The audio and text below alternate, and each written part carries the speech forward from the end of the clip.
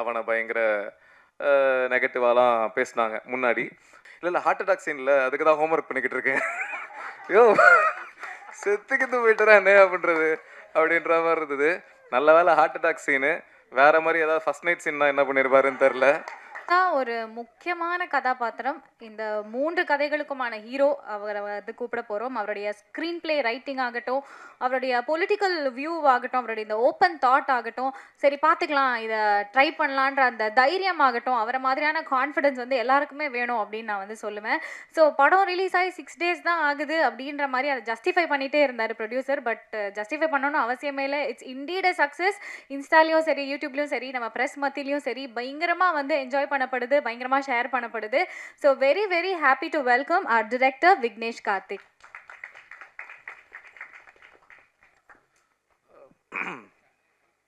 எல்லாருக்கும் வணக்கம். Press media எல்லாருக்கும் வணக்கம். போன வாட்டி நான் அந்த ப்ரெஸ் ஷோலேயே ரொம்ப கம்மியாக தான் பேசினேன். ஏற்கனவே டயர்டாக தான் இருப்பீங்க. ஆனால் இன்றைக்கி கொஞ்சம் லென்த்தாக பேசிக்கலாமா உங்கள் பெர்மிஷனோட? தேங்க்யூ. அண்டு ப்ரெஸ் ஷோவில் வந்து சக்ஸஸ் ஆச்சுன்னா சக்ஸஸ் மீட்டில் ரெண்டு வாட்டி சொன்னேன். அண்ணன் அப்போவே சொன்னார், 11 வாட்டி சொல்லிட்டீங்க, சொல்லாதீங்க அப்படின்னாரு. நான் நீங்கள் சொன்ன மாதிரியே வந்துருச்சுன்னா அதுக்கு ரொம்ப நன்றி. Thank you so much. ஸோ படம் ரிலீஸ் ஆகி இன்றைக்கி 6வது நாள். இன்னும் 6 நாள் தான், அதுக்குள்ளே என்ன சக்ஸஸ் மீட்டு? சில பேர் 2 நாள்லேயே பண்ணுவாங்க, 3 நாள்லேயே பண்ணுவாங்க. ஆனால் ஓகே, இது 6வது நாள் அப்படின்னும் போது எதனால் இது எங்களுக்கு சக்ஸஸ் மீட் அப்படின்னா, ஹாட்ஸ்பாட் 1 வந்து கம்மியான தேட்டர்ஸில் தான் ரிலீஸ் ஆச்சு. 5 வாரம் ஆனால் தேட்டரில் ஓடிச்சு, நல்ல ரெஸ்பான்ஸ் இருந்தது. அந்த 5 வாரம் ஹாட்ஸ்பாட் 1 வந்து மொத்தமாக அதோட லைஃப் டைம் கலெக்ஷன் எவ்வளோ இருந்ததோ அதுக்கு டபுள் மடங்கு இது முதல் 4 நாள்லேயே பண்ணிருச்சு. ஸோ மண்டே வரைக்குமே அது பண்ணிருச்சு. ஸோ அந்த வகையில் எங்களுக்கு இது சக்ஸஸ் தான். அதனால் சக்ஸஸ் மீட் கான்ஃபிடென்ட்டாக தைரியமாக பண்ணுறோம். அண்ட் இந்த சக்ஸஸ்க்கு மிக முக்கியமான காரணம் நம்ம டிஸ்ட்ரிபியூஷன் சைடில் Senthil sir, 5 star Senthil sir. ஒரு கரெக்டான ஒரு நல்ல டிஸ்ட்ரிபியூட்டர் எவ்வளோ முக்கியம் அப்படின்றது இந்த படம் மூலமாக எங்களுக்கு தெரிஞ்சிருக்கு. ரொம்ப நன்றி சார். தேங்க்யூ. ரமேஷ் அண்ணாவுக்கும் ரொம்ப நன்றி. தேங்க்யூ. ஸோ அப்படியே எல்லாரை பற்றியும் பேசிடுறேன். முதல்ல எடிட்டர் முத்து. நான் வந்து எப்படி அப்படின்னா, இன்றைக்கி ஷூட் பண்ணோம் அப்படின்னா 9 to 6 கால் ஷீட் அப்படின்னா நைட்டே போய் எடிட் பார்க்கணும் சார். ரஷ்லாம் கன்வெர்ட் ஆகிட்டு வரணும், அதெல்லாம் எனக்கு தெரியாது, எனக்கு பார்க்கணும் அப்படின்னுவேன். அடுத்த நாள் காலையிலேயே போய் பார்க்கணும் அப்படின்ட்டு உச்சக்கட்டமாக அவனை டார்ச்சர் பண்ணி சாவடிச்சு இன்றைக்கி வரல, அவன் வேறு ஏதோ ஒர்க்கில் இருக்கான். ஸோ அதனால் அவனுக்கு ரொம்ப நன்றி. ஏன்னா இந்த கதையை நீங்கள் பார்த்துருப்பீங்க, 3 கதை. இதில் இந்த ஆர்டரே நாங்கள் நிறைய வாட்டி மாற்றிருப்போம். அதாவது இப்போது கடைசி கதையாக இருக்கிற அஸ்வின் கதை வந்து முதல்ல 2வது கதையாக இருந்தது. ஃபஸ்ட்டு கதையாக இருந்த ரக்ஷன் தியாபாஸ்கர் கதை கடைசி கதையாக இருந்தது. இந்த ஆர்டரை திடீர்னு நைட்டு ஒரு 2 மணிக்கு கால் பண்ணுவேன். கால் பண்ணிட்டு, முத்து எனக்கு ஒன்று தோணுது, அந்த கதையை இங்கே போட்டு இந்த கதையை இங்கே போடலாமா அப்படின்ற மாதிரிலாம் கிட்டத்தட்ட ஒரு எத்தனை வாட்டி மாற்றணுன்றது எங்களுக்கே தெரில, அத்தனை வாட்டி மாற்றிருப்போம். ஸோ அதெல்லாம் பொறுமையாக பொறுத்துக்கிட்ட முத்தையன் அவர்களுக்கு ரொம்ப நன்றி, எடிட்டர். அதுக்கப்புறம் டிஓபி ஜெகதீஷ் அவர்கள். ஹாய் சொல்லிடுங்க, யாருன்னு தெரியும். ஜெகதீஷ் வந்து 2 டிஓபி இதில். அதில் ஒருத்தர் ஜெகதீஷ், இன்னொருத்தர் ஜோசப். ஜெகதீஷ் வந்து எப்படின்னா, டெய்லி ஷூட்டிங் அப்போது விக்கி இந்த எக்யூப்மெண்ட்லாம் வேணும், சரி ஓகே ரைட்டு, ஆனால் அதெல்லாம் கிடைக்காது ப்ரோ, நாங்கள் கொடுக்குற எக்யூப்மெண்ட்டில் நீங்கள் பண்ணுங்கள். எதில் விக்கி ஷூட் பண்ணலாம்? ஐஃபோனில் ஷூட் பண்ணால் நல்லாயிருக்கும்னு நினைக்கிறேன். யோ டார்ச்சர் பண்ணுற. அவர் கேட்ட எதையுமே நாங்கள் கொடுத்ததில்ல. இன்ஃபேக்ட் லொக்கேஷன் வந்து ஒரே ஒரு சீன், அந்த எம்எஸ் பாஸ்கர் சார் ஃபோன் பண்ணி அந்த ஃபோன் கால் சீன் ஒன்று வந்து ரெட் ஹில்ஸ் பக்கத்தில் ஒரு ரோட்டில் நைட் எஃபெக்டில் ஷூட் பண்ணோம். அது ரொம்ப டார்க்காக இருக்கும் அந்த ஏரியா. இந்த லொக்கேஷன் தான் அப்படின்னு நான் சொல்லிட்டேன். அது எதனால் சொன்னேன் அப்படின்னா, அது வந்து என் ஒய்ஃப் வீட்டுக்கு பக்கத்து தெரு. அதனால் லொக்கேஷன் காஸ்ட் வந்து எங்களுக்கு ரொம்ப கம்மி, எந்த பிரச்சனையும் இல்லை. அதை தாண்டி அந்த இடம் நான் விஷுவலாக இமேஜின் பண்ணியிருந்தேன், அது இப்படி இருந்தால் நல்லாயிருக்கும். ஒரு மாதிரி சைடில் தண்ணி கிண்ணிலாம் இருந்தது. அதை பார்த்துட்டு ஜெகதீஷ் வந்து, விக்கே என்ன விக்கே இது இங்கே கரெக்டாக வர. நான் சொன்னேன், ப்ரோ உண்மையாக கரெக்டாக இருக்கும், நீங்கள் வேணால் பாருங்கள், படம் முடிச்சுட்டு இந்த லொக்கேஷன் தான் படத்துலேயே ஹைலைட்டு அப்படின்னு சொல்லுவாங்க அப்படின்னு சொன்னேன். அதே மாதிரி படம் ரிலீஸ்க்கு முன்னாடி ப்ரிவியூ 2-3 பேர் போட்டு காமிச்சும் போது பார்த்துட்டு, அந்த லொக்கேஷன் ஹைலைட்டுங்க அப்படின்னு சொன்னாங்க. நைட்டு 12 மணிக்கு கால் பண்ணி சொன்னேன், ஞாபகம் இருக்கா? ஆனால் நீங்கள் ஃபோன் எடுக்கல வழக்கம் போல். ஸோ அந்த வகையில் அவர் கூட ஒர்க் பண்ணது ரொம்ப நன்றி. ரொம்ப சந்தோஷம். ரொம்ப ஃப்ரெண்ட்லியான ஒரு டிஓபி. அப்புறம் ஜோசப் வந்து எனக்கு திட்டம் 2 நான் பண்ணும்போது அதில் அசிஸ்டன்ட் கேமராமேனாக மானிட்டர் முன்னாடி நான் உட்காந்துருப்போம். அவனுங்க வந்து இந்த ஃபோக்கஸ் பார்ப்பான், வந்து நல்ல ஜிம்பாடி மாதிரி இருப்பான், அப்படியே சைலண்ட்டாக இருப்பான், சிரிக்கவே மாட்டான். அந்த விஜிபி எல்லாம் சிரிக்காமல் இருப்பாங்கல்ல, அந்த மாதிரி தான் இருப்பான். ஏன்டா இப்படி இருக்கான் இவன் அப்படின்ற மாதிரி ஃபீல் ஆகும். அங்கே இருந்து 2019 நினைக்கிறேன், அங்கேருந்து இப்போது 2026, இப்போ எனக்கு என் லைஃபோட ஒன் ஆஃப் மை பெஸ்ட் ஃப்ரெண்ட்ஸில் ஒருத்தனா அந்தளவுக்கு மாறி இருக்கும். அண்ட் இந்த படத்தில் அவனை டிஓபியாக போடும்போது ஒரு சில பேர் அவனை பயங்கர நெகட்டிவாலாம் பேசினாங்க முன்னாடி. ஸோ அவங்களுக்கு நீ வந்து ப்ரூவ் பண்ணிட்டே ஜோசப், அது எனக்கும் சந்தோஷம். தேங்க்யூ. அண்ட் இது வரைக்கும் நான் ஒர்க் பண்ண டிஓபிலேயே அமேசிங்கான ஷார்ட் டிவிஷன் சென்ஸ் இருக்கிறது ஜோசப்க்கு தான். இது வரைக்கும் நான் ஒர்க் பண்ண டிஓபியில் சொல்கிறேன். அது இன்னும் நிறைய, இன்ஃபேக்ட் அஸ்வின் கதைலாம் நீங்கள் நம்ப மாட்டீங்க, அதெல்லாம் கிட்டத்தட்ட நாங்கள் வந்து ஒரு 0 பட்ஜெட்டில் தான் சோனி எஸ்1ல ஷூட் பண்ணோமா, சோனி FX3ல ஷூட் பண்ணோம். கிட்டத்தட்ட அது அந்த அஸ்வினோட அந்த கதையில் இருக்கிற வீடு வந்து என் ஒய்ஃபோட வீடு. ஸோ எக்யூப்மெண்ட் எல்லாம் வெறும் ட்ராக் அண்ட் ட்ராலி இவ்வளோ தான் அப்படின்ற மாதிரி. ஆனால் அப்படி எடுத்து அந்த கதை இவ்வளோ ஒர்க் ஆகிருக்கு அப்படின்னு நினைக்கும் போது ரொம்ப ரொம்ப சந்தோஷமாக இருக்குது. ஸோ அந்த பெருமைகள் ஜோசப் அவர்களுக்கு தான் சேரும். தேங்க்யூ. அண்டு அடுத்தது வந்து இபி பிரியன். பிரியன் வந்து என்னோட உயிர் நண்பன். 2011 நான் பேச்சுலர்ஸ் ரூமில் அப்போ தான் பழக்கம். அப்போ வந்து இவன் என்னோட லைஃபோட ஒரு மிக முக்கியமான ஒரு நண்பன், தம்பி, சில நேரங்கள் அண்ணா மாதிரி பிஹேவ் பண்ணுவான். ஸோ எல்லாமே என் ஃபேமிலியில் ஒருத்தன், என் வீட்டில் ஒருத்தன். ஸோ அவன் இப்போது இபியா இந்த ஹாட்ஸ்பாட் 1ம் சரி 2ம் சரி இருந்திருக்கான். நிறைய அவன் என்ன பண்ணுவான்னா, பட்ஜெட்டு ரொம்ப பட்ஜெட் கன்ஸ்ட்ரெயினில் தான் பண்ணுவோம். ஸோ இந்த ஆர்டிஸ்ட்க்கு இவ்வளோ தான் பட்ஜெட்டு, நீ பேசிடுறா அப்படின்னு சொல்லிடுவேன். 2 lakhs தான் அப்படின்னு சொல்லிடுவேன். பேசிட்டு டே அவங்க 3.5 கேட்குறாங்கடா அப்படின்வான். டே பேசி கன்வின்ஸ் பண்ணிட்டு, டே இல்லைடா அவங்களுக்கும் ஒரு லைஃப்னு ஒன்று இருக்குல்ல, டே நீ கம்பெனி சைடு இப்பியா அவங்களோட மேனேஜரானே தெரியலையே அப்படின்ற மாதிரி இருக்கும். அவன் வந்து இந்த முத்து படத்தில் வர ரஜினி சார் மாதிரி யார் என்ன உதவின்னு கூப்பிட்டாலும் போயிடுற ஒரு கேரக்டரு. அதனால் கொஞ்சம் இபினா ப்ரொடக்ஷனுக்கு சார்பாக வேலை செய்யணும் பிரியன். அடுத்த வாட்டி அதை கொஞ்சம் பார்த்துக்கோங்க. அதுக்கப்புறம் வந்து மேனேஜர் லியாக்கத் அலி, அவர் தான் இந்த படத்துக்கு மேனேஜர். அவர் வரல, பிஸியாக இருக்கார். அவர் என்ன மாதிரி அப்படின்னா, இந்த சென்னை 28ல் இளவரசு சார் அவர் வரல, அந்த மாதிரி ஒரு கேரக்டர் தான். பயங்கர ஃபன், அவரை வச்சு கலாய்ச்சிட்டே இருப்போம். ரொம்ப நான் பார்த்த மேனேஜர்ஸில் ரொம்ப எப்படி சொல்கிறது, ரொம்ப சின்சியரான ஒரு மேனேஜர்னு சொல்லலாம். ஆனால் உங்களுக்கு நன்றிண்ணா, தேங்க்யூ. அதுக்கப்புறம் ஆர்டிஸ்ட் யார் இல்லை, ஓகே, ராபின் யூனிக்கான ஒரு கை. அவர் வந்து இந்த ஒரு ஹார்ட் அட்டாக் போர்ஷன் படம் பார்த்தவங்களுக்கு தெரியும். ஒரு ஹார்ட் அட்டாக் போர்ஷன் இருக்கும். அந்த போர்ஷன் ஷூட் பண்ணுறதுக்கு முன்னாடி வந்து ஹமரோ அந்த சீனில் இருக்கார். ஷூட் பண்ணுறதுக்கு முன்னாடி வந்து ஃபுல்லாக அது பேர் என்ன, தம் இல்லை, சுருட்டு அடிச்சுக்கிட்டே இருக்காராம். சுருட்டு அடிச்சு தம்மே வந்து ஒரு மாதிரி ஹார்ட் பீட்டை இன்க்ரீஸ் பண்ணும். சுருட்டு 2 சுருட்டு 3 அடிச்சுக்கிட்டே இருக்கான். அமர் கேட்குறான், ப்ரோ என்ன ப்ரோ அடிச்சுக்கிட்டே இருக்கீங்க, காலில் இருந்து அடிச்சு, நைட் அந்த சீன் ஷூட் பண்ணுறோம், காலில் இருந்து அடிச்சுக்கிட்டே இருக்கு. இல்லை ஹார்ட் அட்டாக் சீன் இல்லை, அதுக்கு தான் ஹோம்ஒர்க் பண்ணிக்கிட்டு இருக்கேன். ஐயோ செத்துக்கிட்டு போயிட்டுறா என்ன அப்படின்றது அப்படின்ற மாதிரி இருந்தது. நல்ல வேலை ஹார்ட் அட்டாக் சீனு. வேறு மாதிரி ஏதாவது ஃபஸ்ட் நைட் சீன்னா என்ன பண்ணியிருப்பாருன்னு தெரில. ஸோ உங்ககிட்ட கொஞ்சம் கேர்ஃபுல்லாக தான் இருக்கணும் ராபின். ரொம்ப இன்ட்ரெஸ்டிங்கான ஒரு கேரக்டர். நான் லைஃப்பில் மீட் பண்ணதுலேயே பயங்கர சின்சியர், எதுவாக இருந்தாலும் அப்படி இறங்கி பண்ணணும் அப்படின்னு நினைக்கிற ஒரு ஆள். அப்புறம் ஆதித்யா கதிர் வந்து எனக்கு அகைன் 2012-13 தெரியும். விஜய் டிவியில் மிமிக்ரி ஆர்டிஸ்ட்டாக நான் இருந்தபோது அவரும் அப்போ தான் மிமிக்ரி பண்ண அண்ணன் கூப்பிடுவேனே ஞாபகம் இல்லை. தலைவா மிமிக்ரிலாம் பண்ணுவேன் தலைவா, அப்படியே பேசி காட்டுங்க அப்படின்னும் போது சில வாய்ஸ்லாம் பேசினாப்புல, நல்லா இருக்கியா, என்னோட நல்லா பண்ணுறியா அப்படின்ற மாதிரி இருந்தது. அங்கேருந்து இப்போ ட்ராவல் பண்ணி நான் டைரக்ட் பண்ணி அவர் நடிக்கிறாரு அப்படின்னு நினைக்கும் போது ரொம்ப சந்தோஷமாக இருக்குது. கதிர் உங்களோட அதான் கவுண்டர்ஸ் எல்லாமே தேட்டரில் செம்மையாக ஒர்க் ஆகுதுன்னு நினைக்கும் போது ரொம்ப ஹாப்பி. தேங்க்யூ. அதுக்கப்புறம் சஞ்சனா வந்து இன்னும் ரொம்ப சின்ன பொண்ணு தான் அவங்க. ஷீஸ் ஏன்னா எப்பயுமே ஐயோ அது அப்படி ஆயிருமா, இது இப்படி ஆயிருமா சார், இது இப்படி இருக்கும். இன்றைக்கி ப்ரெஸ் மீட்க்கு வரதுக்கே சார் நான் எப்படி ஹோம்லியாக சல்வார் போட்டு வரவா, ப்ரெஸ் ஏதாவது கேள்வி கேட்பேன், ப்ரெஸ்ஸை உங்களை பார்த்து எவ்வளோ பயப்படுறாங்க தெரியுமா, ஏதாவது இடக்கு முடக்காக கேட்டுருவாங்களா அப்படின்ட்டு அதெல்லாம் ஒன்றும் இல்லைங்க, ஜாலியாக வாங்க பார்த்துக்கலாம், ப்ரெஸ்ஸெல்லாம் நம்ம ஆட்கள் தானே அப்படின்னு சொல்லி நான் தான் அவங்கள இது பண்ணேன். ஸோ அந்த வகையில் இன்னும் தமிழ் சினிமாவுக்கு தமிழ் பேசுகிற ஒரு அழகான ஒரு ஹீரோயினாக கூடிய சீக்கிரம் நீங்கள் வருவீங்க. வாழ்த்துக்கள். பிரிகிடா ஏற்கனவே நிறைய வாட்டி சொல்லிட்டேன், அவங்களோட ஃபேன் நான். இந்த பவி டீச்சராக அவங்க பண்ணதுலேருந்து அவங்களோட ஃபேன். ஸோ ஃபைனலி 2-3 ப்ராஜெக்ட்ஸ் நாங்கள் பண்ணலாம் அப்படின்னு பேசியிருந்தோம். ஃபைனலி இந்த ப்ராஜெக்ட் நடந்துருச்சு. ஆனால் ரொம்ப சின்ன, ஆக்சுவலி அவங்க கிட்ட சொல்லும் போது கொஞ்சம் பெருசாக இருந்தது, அதை கொஞ்சம் சுருக்கிட்டோம். ஸோ ரொம்ப சின்ன ரோலாக போயிடுச்சு, கொஞ்சம் சுருக்கிட்டோம். கண்டிப்பாக ஃபியூச்சரில் I would like to do a bigger role with you. Bhavani Sri, அவங்களுக்கும் எனக்கும் அவங்க ஃபேமிலிக்கும் எனக்கும் ஒரு பூர்வ ஜென்மத்தை பந்தவருக்கு நினைக்கிறேன்.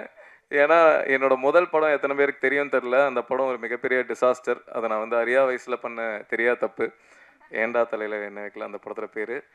அந்த படத்துக்கு அப்புறம் நான் நிறைய எப்படி சொல்கிறது, நிறைய பாதிப்புகள், அசிங்கங்கள் அதெல்லாம் கடந்து அதை மாற்றுறதுக்கு தான் யோர் ஷேம்ஃபுல்லி 1-2 அப்படின்ற அந்த ஷார்ட் ஃபிலிம்ஸ்லாம் பண்ணி, அந்த ஷார்ட் ஃபிலிம்க்கு அப்புறம் என்னோட கரியர் மாறி திட்டம் 2 அங்கேருந்து.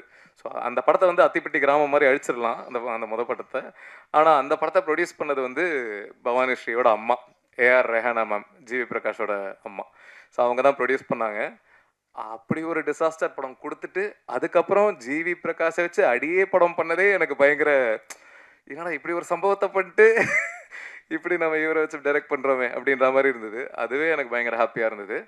அண்ட் அந்த படம் அடியே ஹிட்டு தான், உங்களுக்கு தெரியும். கமர்ஷியலி தேட்டரிக்கலாவும் சரி, ஓவரால் ப்ரொடியூசருக்கு போட்ட காசுக்கு டபுளுக்கு மேலே வந்துருச்சு. ஸோ அதுக்கப்புறம் வந்து பவானி ஸ்ரீக்கு கதை சொல்ல போனபோது கதை கேட்டு அவங்க பிடிச்சிருக்குலாம் சொல்லிட்டு, எங்கள் ஃபேமிலியில் நீங்கள் ஒருத்தரை விடலை, இன்னும் ஒருத்தர் தான் பாக்கி, ரஹ்மான் சார் அப்படின்னாங்க. அதுவும் கூடிய சீக்கிரம் நடந்துருச்சுன்னா நல்லாயிருக்கும் பவானி.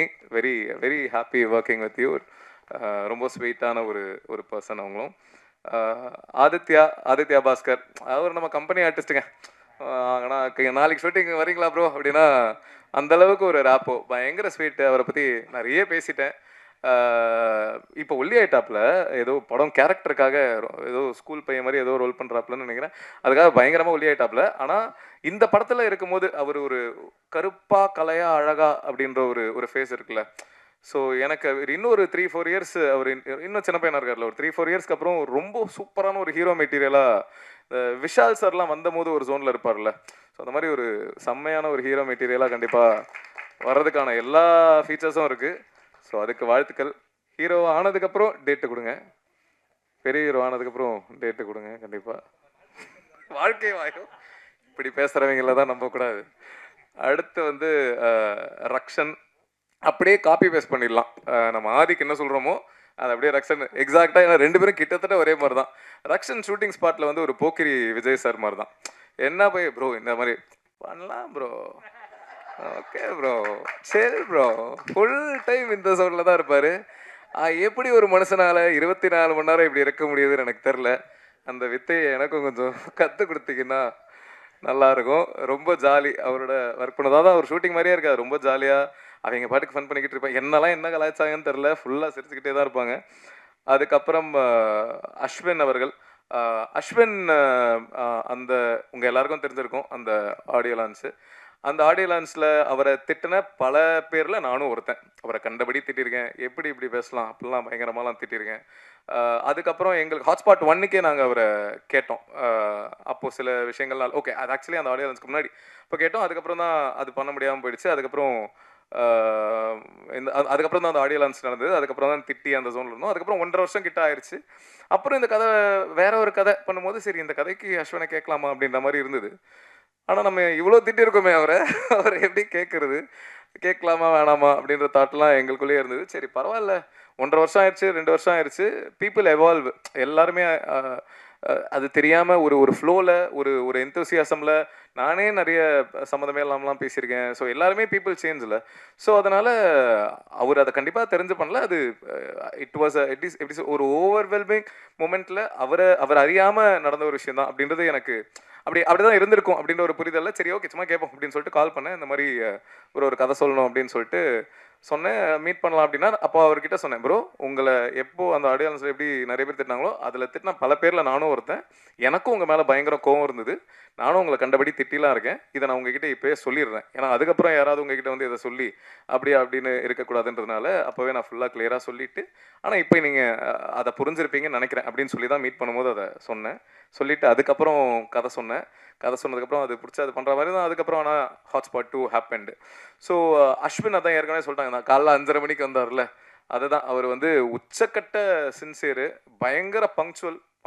நானே ஜென்ரலி பயங்கர, அதாவது நான் வந்து இப்போ ஒரு மீட்டிங் 2 மணிக்கு அப்படின்னா என் அப்பா வந்து என்ன முன்னெல்லாம் என்ன பண்ணுவார்னா, அப்போ மீட்டிங்லாம் இல்லை, அப்போது எங்கேயாவது ஒரு இடத்துக்கு 2 மணிக்கு போனோம் அப்படின்னா என் அப்பா என்ன 11:30 மணிக்கெலாம் கூப்பிட்டு போயிடுவார். அப்பா என்னப்பா அப்படின்னா, இல்லைடா சீக்கிரம் போயிடுறது எப்பயும் நல்லது, ஏன்னா நீ 2 மணிக்கு போகணும் அப்படின்றத கால்குலேட் பண்ணிட்டு போகும்போது டிராஃபிக்கில் லேட் ஆகிட்டு அப்படின்னா உனக்கு பயங்கர டென்ஷன் ஆயிரும், அதனால் எப்பயுமே சீக்கிரம் போகிறது நல்லது அப்படின்னு. நான் 2 மணினா இப்போ 1 மணிக்கு அந்த மாதிரி போயிடுற ஒரு ஆள். எனக்கு எக்ஸாக்டாக நான் எப்படி இருப்பேனோ அதே மாதிரி ஒரு மீட்டர் தான் பங்க்சுவாலிட்டி ஃபாலோ பண்ணுறதுல. இதில் ஒரு நாள் என்ன இருக்குது, 3 மணிக்கு ஷூட்டிங்கு ஈசிஆரில். அவர் வீடு அங்கேருந்து கிட்ட தான். ஸோ ஒரு 15 மினிட்ஸ் தான். நாங்கள் ஷூட் பண்ணிருக்கோம். அவர் 3 o'clock வர வச்சிடலாம் கால் டைம். அதுக்கப்புறம் நம்ம 5க்கு கூட ஷார்ட் வச்சுக்கலாம். ஆனால் வர வச்சிடலாம் அப்படின்னு சொல்லிட்டு கார் அமிச்சிட்டோம் அவருக்கு. இது வந்து அதுக்கப்புறம் நான் கேள்விப்பட்ட விஷயம். ஸோ கார் போயிடுச்சு. இவர் காரில் ஏறிட்டார். 2:45 பிக்கப்பு ஏறிட்டார் போல். வந்துட்டு இருக்காரு. ஒரு 5 நிமிஷம் வந்ததுக்கப்புறம் தான் இவர் காஸ்டியூமை வீட்டிலேயே வச்சுட்டாருன்றதை ரியலைஸ் பண்ணியிருக்காரு போல். உடனே டிரைவர் அண்ணா கிட்ட வந்து, அண்ணா நான் காரை திருப்புங்கண்ணா அப்படின்னு சொல்லிட்டு காரை திருப்பி ஃப்ளாட் வாசலில் நிற்க வச்சுட்டானா, காரை எடுக்க சொல்லுவாங்க, யார் சொன்னாலும் போயிடாதீங்க, இங்கேயே வெயிட் பண்ணுங்க அப்படின்னு சொல்லிட்டு அடிச்சு பிடிச்சி வீட்டுக்குள்ளே ஓடி ட்ரெஸ் எடுத்துகிட்டு அப்படியே மூச்சு வாங்க காரில் ஏறி, அண்ணா சீக்கிரம் போங்க அப்படின்னு சொல்லிட்டு டிரைவர் அப்படியே ஒரு மாதிரி பார்த்துருக்காரு. அதுக்கப்புறம் வந்து ஸ்பாட்டில் இறங்கியிருக்காரு. என்ன அப்படின்னா 3 மணிக்கு சொல்லியிருக்காங்கன்னா நான் 3 மணிக்கு அங்கே இருக்கணும், எதனாலையும் லேட் ஆகிடக்கூடாது அப்படின்ற அந்த பங்க்சுவாலிட்டி வந்து உண்மையாகவே சூப்பர். இது வந்து எனக்கு எப்படி தெரிஞ்சது அப்படின்னா, அந்த டிரைவர் வந்து வேற ஒருத்தர்கிட்ட சொல்லி, அவர் வந்து நம்ம ஈபி கிட்ட சொல்லி, ஈபி என்கிட்ட சொல்லி, அதுக்கப்புறம் இதெல்லாம் முடிஞ்சு ஷூட்டிங்லாம் முடிஞ்சு ஒரு 10-15 நாள் கழிச்சு நான் காலில் அவர்கிட்ட இதை கேட்டேன். கேட்கும்போது, ப்ரோ என்ன ஏதாவது ஆள் வச்சு ஃபாலோ பண்ணுறீங்களா, எப்படி இதெல்லாம் உங்களுக்கு அப்படின்னா, இல்லை ப்ரோ சினிமாவில் அதெல்லாம் தெரிஞ்சிரும்ல அப்படின்ற மாதிரி தான் இருந்தது. ஸோ இந்த sincerity will take you places bro. அவர் பார்க்கறதுக்கு தான் கொஞ்சம் சீன் போடுற மாதிரி, ஜென்ரலாகவே கொஞ்சம் அப்படி என்னையுமே ஸ்கூல் டைம்லலாம் அப்படி காலேஜ் டைம்லலாம் சொல்லியிருக்காங்க, நீங்கள் கொஞ்சம் சீன் போடுற ஆளுன்ற மாதிரி நினச்சேன். பழகினதுக்கப்புறம் தான் தெரிஞ்சது நீ ஒரு டம்மி பீஸ்ன்னு அப்படின்னு. அந்த மாதிரி தான் அவர் டம்மி பீஸ்ன்னு சொல்ல. பட் பார்க்கும்போது பழகிறதுக்கு முன்னாடி ஒரு எனக்கும் அப்படி தான் இருந்தது. பட் ஆனால் என்னன்னா அவர் ஒரு இன்ட்ரவர்ட் பேசிக்கலி. ஸோ ஒரு இன்ட்ரவர்ட் அப்படின்றதுனால அவர் ஜென்ரலாகவே introverts come across as a very rude personality, arrogant personality, அதுதான். But he is trying to change.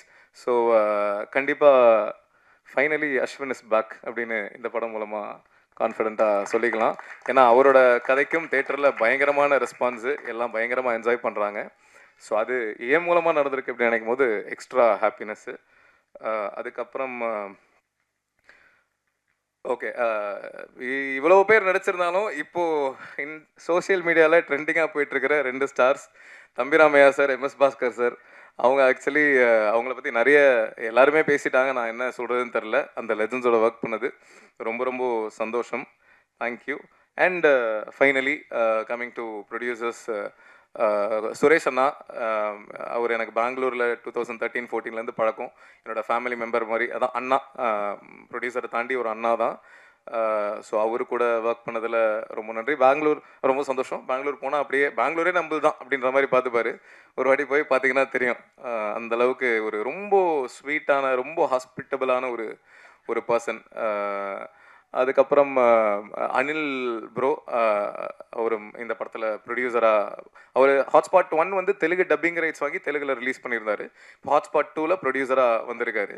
ஒரு ப்ரொடியூசரை தாண்டி நானும் அவரும் பெஸ்ட் ஃப்ரெண்ட்ஸ் ஆகிட்டோம் அப்படின்னு சொல்லலாம். ஏன்னா டெய்லி 1 மணி நேரம் ஃபோன் பேசுவோம், ஜாலியாக பேசுவோம், என்னென்னமோ கலாய்ப்போம். அவரை நான் நிறைய ப்ராங்க்லாம் பண்ணுவேன், கலாய்க்கலாம் செய்வேன். ஒரே ஒரு விஷயம் மட்டும் என்ன அப்படின்னா, 5 ஸ்டார் செந்தில் சார் வந்து படத்தை பார்க்குறதா ரொம்ப நாளாக போயிட்டு இருந்தது. அவருக்கு படம் போட்டு காட்டணும், இதுக்கு போட்டு காட்டணும் அப்படின்றது போது அவர் வந்து ஆந்திரா, நம்ம அனில் வந்து. ஸோ அவர்கிட்ட ஃபைனலாக 5 ஸ்டார் செந்தில் சார் இன்னைக்கு படம் பார்க்குறாரு அப்படின்ற மாதிரி ஆயிடுச்சு. அப்போ அவரை கால் பண்ணி சொல்கிறேன், ப்ரோ படம் பார்க்குறாங்க ப்ரோ, பார்த்துட்ருக்காங்க, இப்போது செந்தில் சார் பார்க்குறாரு. அப்படியா ப்ரோ, சூப்பர் ப்ரோ, அவருக்கு படம் பிடிச்சிருமா, வாங்கிடுவாரா? இல்லை ப்ரோ பிடிக்கும் தான் நினைக்கிறேன், ஆனால் வாங்கிடுவாரான்னு ஏன் கேட்குறீங்க? இல்லை ப்ரோ செந்தில் சார் பார்க்குறாருன்னு சொன்னீங்களே, வாங்கிடுவாரா? ஆமாம் ப்ரோ செந்தில் சார் பார்க்குறாரு ப்ரோ, ஆனால் ஏன் ப்ரோ வாங்கணும்? இல்லை ப்ரோ அவர் 5 ஸ்டார் செந்தில் சார் அவர் டிஸ்ட்ரிபியூட்டர் வாங்குறதுக்கு. ப்ரோ அவர் இல்லை ப்ரோ, கவுண்டமணி சாரோட நடிப்பார்ல செந்தில் சார், அந்த செந்தில் சார் பார்க்குறாரு ப்ரோ. ப்ரோ அவர் ஏன் ப்ரோ நம்ம படத்தை பார்க்கணும் அப்படின்னு ஒரு 10 நிமிஷம் அவரை, ப்ரோ புரியல ப்ரோ, இல்லை ப்ரோ அவர் பார்க்கணும்னு ஆசைப்பட்டார். அப்படியே ஒரு 10 நிமிஷம் அவரை செஞ்சுட்டு அதுக்கப்புறம் இல்லை ப்ரோ 5 ஸ்டார் செந்தில் சார் தான் பார்க்குறாரு அப்படின்னு சொல்லி அவரை கலாய்ச்சிட்டு இருந்தேன். ஸோ பயங்கர ப்ராங்கெல்லாம் பண்ணுவேன் அவரை. அதுக்கப்புறம் எல்லாரையும் சொல்லிட்டேனா? Okay okay. அதுக்கப்புறம் ஓகே, ஒரு முக்கியமான கேரக்டர் இன்ட்ரடியூஸ் பண்ணிடுறேன். பையன் இருக்கானா? ஓகே.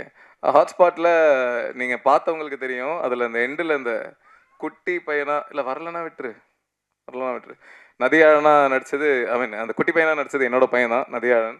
சரி அவனை காட்டலான்னு நினச்சேன், பட் ஆனால் கொஞ்சம் கிராங்கியாக இருக்கான், அதனால் அவனை விட்டுறலாம். மற்றபடி ஹாட்ஸ்பாட் டூ மச். அதுதான் நாங்கள் வந்து 24 டேஸில் ஷூட் பண்ண படம் இது. ஓவரால் ஹாட்ஸ்பாட் 1 கிட்டத்தட்ட 24 டேஸ் தான் ஷூட் பண்ணோன்னு நினைக்கிறேன்.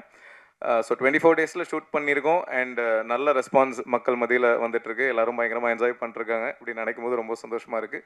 ஸோ ப்ரெஸ் எல்லாருக்கும் ரொம்ப ரொம்ப நன்றி, இதை மக்கள்கிட்ட கொண்டு போய் சேர்த்துருக்கீங்க.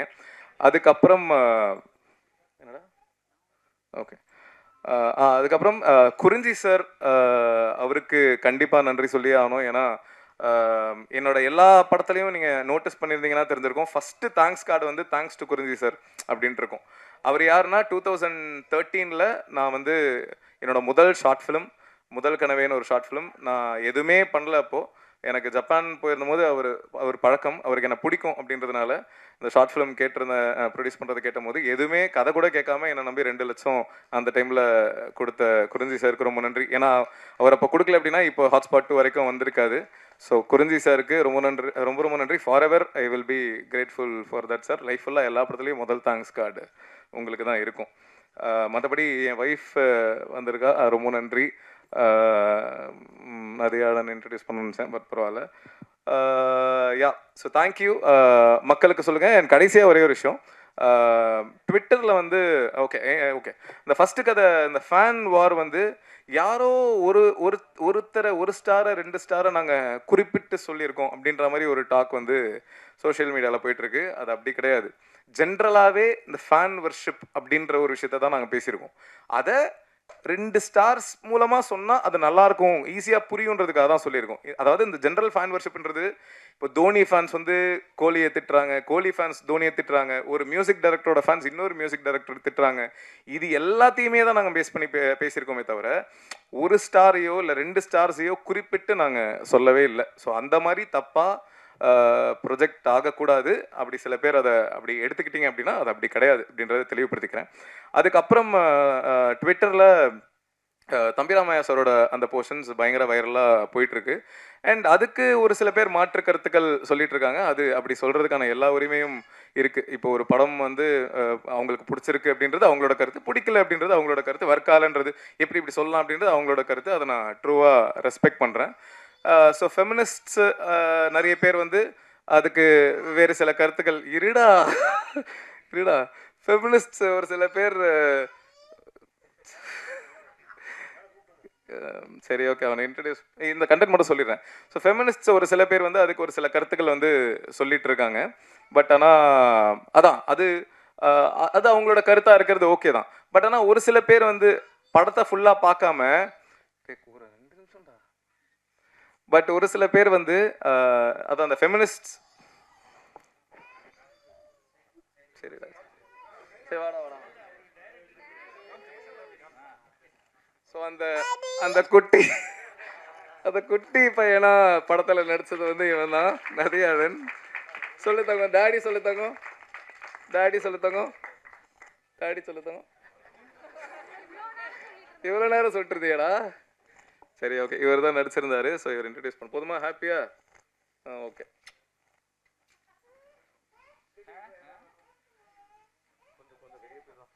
அதான் அந்த ஒரே ஒரு விஷயம் மட்டும் கிளாரிஃபை பண்ணிடணும்னு நினச்சேன்.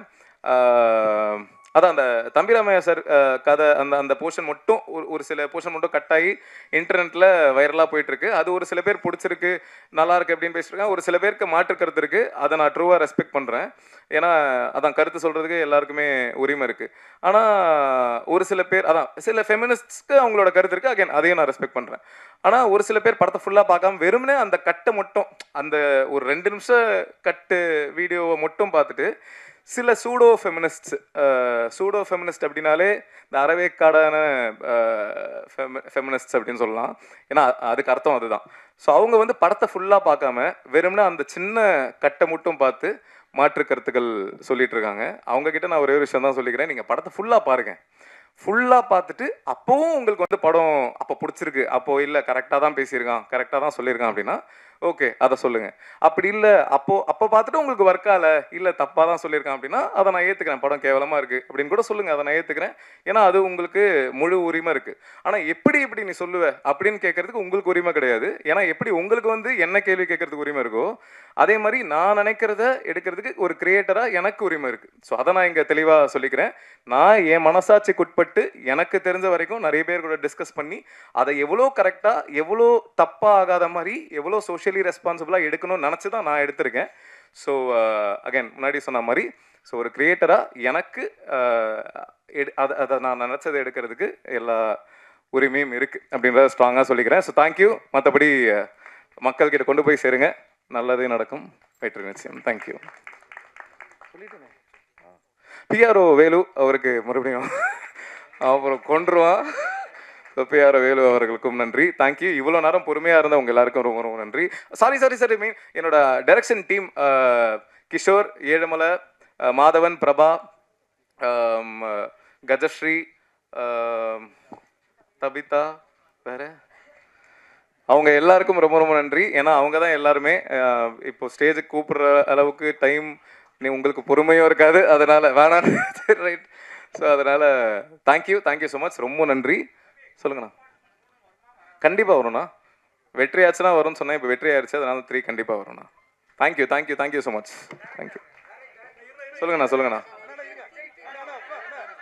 அண்ணா சொல்லுங்கண்ணா. Well success. சொல்லுங்கண்ணா. ஆமாண்ணா. விஜய் சார் மிமிக்ரி பண்ணேன்னு சொன்னீங்க. ஆமாண்ணா. அது பண்ணி காட்டுங்க. ஏன்னா நீங்க அடுத்து ஹீரோவா வருவீங்கன்னு நினைக்கிறேன்.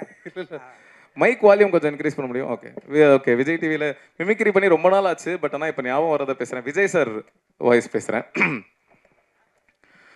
என் நெஞ்சில் குடியிருக்கும் எனது அன்பார்ந்த ரசிகர்களுக்கும் பெரியோர்களுக்கும் தாய்மார்களுக்கும் ஒவ்வொரு வீட்லேயும் இருக்கிற என்னோட குட்டி குட்டி நண்பர்களுக்கும் வணக்கம். ஹாட்ஸ்பாட் 2 மச்சோட சக்ஸஸ் மீட்டுக்கு வந்திருக்கேன். படம் ரொம்ப நல்லா இருக்குன்னு கேள்விப்பட்டேன். ரொம்ப நன்றி. முடிஞ்ச அளவுக்கு மக்கள்கிட்ட சொல்லுங்கள். நன்றி. தேங்க்யூ. ரஜினி மாதிரி ஒன்று பண்ணுங்க. என்னண்ணா? ரஜினி மாதிரி. ரஜினி சார் அண்ணா கடைசியில் இல்லை. ஓகேவா? ஓகே. வேற யாருக்காவது வேற கேள்விகள் இருந்தா கேட்கலாம். ஹாட்ஸ்பாட் 3லயும் சொல்லுங்கண்ணா. ஹாட்ஸ்பாட் 1ல இருந்த சில பேர் இதுல இல்ல. ஹாட்ஸ்பாட் 2ல பயங்கர சக்சஸ் ஆயிடுச்சுன்னு சொன்னீங்க 4 நாள்ல. ஆமாண்ணா. 3லயும் இதுல இருக்க டீம்ல முக்காவாசி பேர் அது இருப்பாங்களா இல்ல? அது தெரியலண்ணா, இதுக்கப்புறம் தான் தெரியும். இன்னும் முடிவு பண்ணலண்ணா. அஸ்வின் இருக்காரா? தெரியலண்ணா, இப்போ வரைக்கும் முடிவு பண்ணல. மேபி நான் இருப்பேனானே ப்ரொடியூசர் தான் சொல்லணும் சார். அப்புறம் பிரியா பவானி சங்கர் இங்க வராம இருக்கிறதுக்கு காரணம் ப்ரொடியூசர் தானா? ஏன்னா அவங்க எந்த ப்ரொமோஷன் வரலையே, ஜோடியா அவர் கூட போட்டீங்கன்ற வருத்தம் இருக்கும்னு நினைக்கிறேன். இல்லை, பிரியா பவானி சங்கர் வந்து ஒரிசால ஷூட்டிங்ல பிஸியா இருக்காங்க, அதனால தான் வர முடியல. சார் அப்புறம் இன்னொரு கேள்வி. சொல்லுங்கண்ணா. மங்காத்தா உங்களுக்கு வந்து பாதிப்பு தந்தது. ஏன்னா திரௌபதி வந்து அவர் சொல்லிட்டே இருக்காரு எல்லா மேடையிலையும், மங்காத்தாவால தான் நான் வந்து எதிர்பார்த்த வெற்றி அடையல அப்படின்னு. ஆனால் நீங்கள் வந்து மற்றவங்களாம் கூட தேங்க்ஸ் கிவிங் மீட்டிங்னு மீட்னு வைப்பாங்க. நீங்கள் சக்ஸஸ் மீட்னே போட்டிருக்கீங்க. அதை எப்படி பார்க்குறீங்க? உங்களுக்கு மங்காத்தா பாதிப்பை தரலையா? இல்லை, மங்காத்தா பயங்கரமாக ஓடிட்டு இருக்கும் போதும் எங்கள் படம் வெற்றி ஆயிருக்கு, அதுதான் எங்களுக்கு சந்தோஷம். ஏன்னா இந்த 4 நாள் சூப்பராக பண்ணியிருக்கு. அதான் நாங்கள் எதிர்பார்த்ததை விட பெட்டராகவே பண்ணியிருக்கு. ஆனால் மங்காத்தா வராமல் இருந்தால் இதை விட ட்ரிப்பிள் பண்ணியிருக்கோம் அப்படின்ற ஒரு விஷயந்தான். ஸோ அது ஒரு சின்ன வருத்தம் இருக்க தான் செய்யுது. பட் ஆனால் பாலா சொன்ன மாதிரி தெரியும் சேர்ந்து வந்திருந்தா இதில் பாதி தான் நாங்கள் பண்ணியிருப்போம். அதனால ஓகே அப்படின்றது தான்.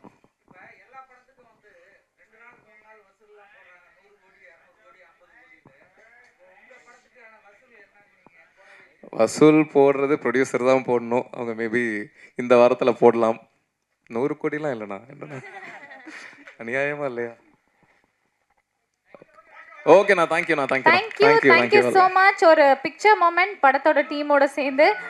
பொதுவாக வந்து பார்ட் 1 சக்ஸஸ் ஆயிடுச்சுன்னா பார்ட் 2ன்றது வந்து நிறைய இடத்துல நிறைய படங்கள் வந்து சக்ஸஸ் ஆகாது அப்படின்ற ஒரு கருத்து இருக்கு. பட் அதை உடைச்சது ஹாட்ஸ்பாட் 2 அப்படின்னே சொல்லலாம். So it's too much for the team and congratulations once again. படத்தில் நடித்த படத்தில் ஒர்க் பண்ண எல்லாருக்கும் ஒரு பெரிய பெரிய கங்க்ராஜ். ஸோ சொன்ன மாதிரி பார்ட் 3 கூடிய சீக்கிரம் நாங்கள் எதிர்பார்த்துக்கிட்டே இருக்கோம். அதுவும் வந்து மிக பெரிய வெற்றி அடைய வாழ்த்துக்கள். And hotspot too much is still running on theatres. Book my ஷோவில் 9.1 ஸ்டார் வாங்கியிருக்கு. ஸோ டெஃபினட்டாக